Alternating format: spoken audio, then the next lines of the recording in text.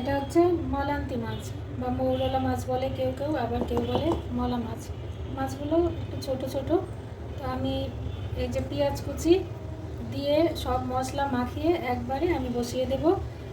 তো আমি কিভাবে করি সেটা দিয়ে রসুন বাটা, জিরা ধনিয়া বাটা, আদা বাটা, এই যে আদা বাটা, লবণ দিব, হলুদ, মরিচ গুঁড়ো, কাঁচা লঙ্কা চিড়ে, কাঁচা তেল।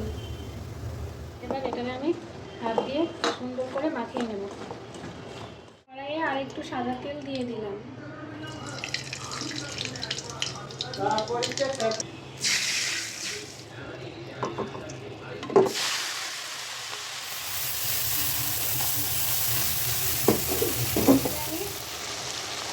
ওই যে গামলাটায় মাছ মেখেছিলাম সেটার মধ্যে জল দিয়ে ধুয়ে জলটা দিয়ে দিচ্ছি।